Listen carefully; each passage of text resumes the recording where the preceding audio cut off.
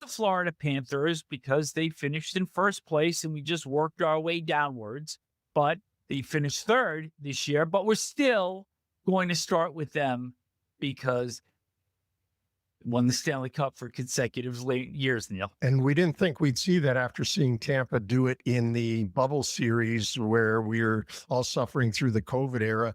Tampa won it twice in a row, and you weren't sure you'd see that again because of the parity in the league.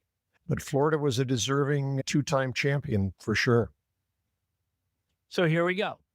The Florida Panthers. And considering that we thought maybe we'd never see Paul Maurice win a Stanley Cup after his long career, he's going for history. And General Manager Bill Zito is certainly giving him the tools to do that because he pulled off the trifecta, re-signing Sam Bennett as a UFA, 8 years, $8 million AV, coming off a Conn Smythe Trophy winning playoff. Brad Marchand stays on 6 years, 5.25. And he also manages to keep Aaron Ekblad 8 years, $6.1 million. He did have to let a few players go. Nate Schmidt signed with Utah. Nico Sturm signed with Minnesota. Vitek Vanecek, the backup goaltender, also signed with Utah. But all in all, Zito has positioned Maurice to give this club the best opportunity to make a run again. No, he sure has. And they didn't lose as many integral pieces this year as they lost last year in the summer of 24.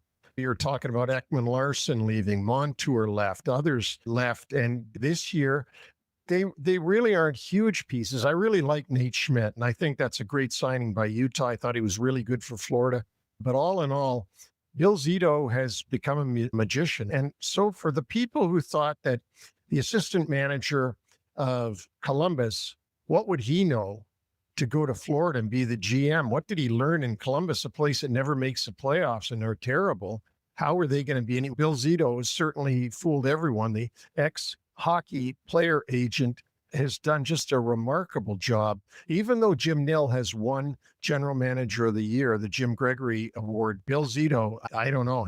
I don't know where he hides his gun because he's robbing things left and right. But him and Paul Maurice make a great tandem. They seem to be like no controversy ever coming out of the Panthers. They seem to be on the same page all the time. And we'll see. This is going to be a very interesting year. Personally, I'm going to be pulling for Florida because I'd like to see it. I'd like to see 3 times.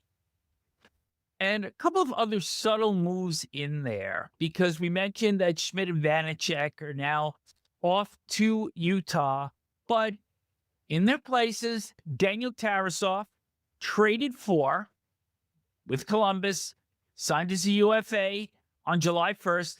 And Jeff Petry comes over from Detroit as a UFA. So I think as we saw perhaps with Julian Breezeball in Tampa before, it's not so much the top end guys, it's how you fill your back end in that really determines what kind of run you're going to be able to make. Absolutely, because obviously you've got to keep the big boys. Zito did that. He kept all the big boys, but it's those guys that are going to be on the ice when your big guys are resting on the bench trying to get their breath back. You can't have a deficit at that time. You've got to have as equal or better than the other club is putting on the ice. So Zito seems to be able to be masterful at doing this. And I haven't looked it up, Vic, but I wonder now that you say it, was Zito there when Tarasoff was acquired by Columbus? Does he know Tarasoff because of his background in Columbus? I'm not sure because I don't have it in front of me, the reference material, but there's quite often there's a string to who these general managers pick up. And you would certainly know that, wouldn't you? A little bit. Yeah. Well, Adam Graves and on. Yeah. So a couple of other re-signs. Thomas Nosek re-signs as a UFA with the Panthers for 1 year at the minimum, $775K. And Mackie Samoskevich re-signs. That happened on July 10th. And reason that's significant is his day with the Stanley Cup happened recently. And he went to Sandy Hook Elementary School earlier in life. And he returned there with the Stanley Cup to the memorial site where in 2012, 20 students and 6 teachers and administrators were murdered. And he also brought the cup back to his youth rink. And I wanted to give a shout out for that because that's just really special to bring the cup back there and give that town something to really celebrate amidst the tragedy that took place 13 years ago. Another little side note to Mackie Samoskevich. Do you remember when I went down and visited with Paul Maurice when they were at UBS Arena playing the Islanders before the game? He mentioned to me, he says, take a look at Mackie Samoskevich tonight. He says, this kid just works as hard. You can't believe the work ethic this kid has. And he said that Sam Bennett took him under his wing and the kid is playing really well. And I never forgot that. He was so enthusiastic about Samoskevich, but I didn't know the Sandy Hook piece, but it is heartwarming that he would do that. One other thing heading into the season before we get into the prowling question that I'm going to present to you. Matt Tkachuk now debating whether or not to have surgery. That's that lingering injury that he has had going back to the Four Nations faceoff. Are you surprised that he's waited this long? But even if he gets the surgery, you have to figure that the Panthers are going to be able to survive. And if he comes back strong for the second half of the season, then it would have been worth the wait. I'm not really surprised that he's waited this long because I don't know what is involved in it. I can only tell you this, that I had total knee replacement a number of years ago, and I tried for 4 or 5 years before that to exercise my way out of having that surgery. So I can only imagine that when you're an NHL player, you don't want to miss any time. So you try to work as hard as you can to rehab yourself and not have to get surgery.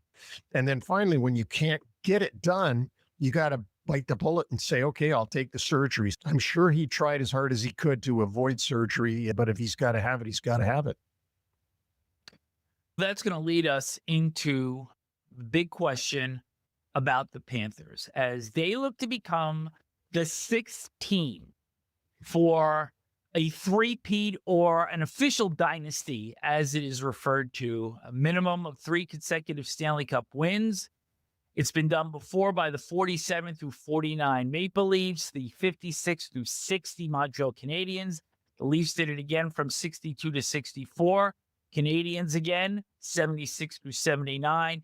And the New York Islanders from 1980 through 1983. But the last 4 teams that have had the opportunity for the three-peat, the 93 Penguins, 99 Red Wings, 2018 Penguins, and 2022 Lightning fell up short. So, Neil, for you, where is the line in the sand that will determine whether or not the Panthers succeed in making history? I think there's 2 things that I look at, and that is Bobrovsky, who's obviously one of their elder statesmen on the team. Can he still keep playing the way he's played at that as his age keeps advancing? Can he still keep as sharp as he's been?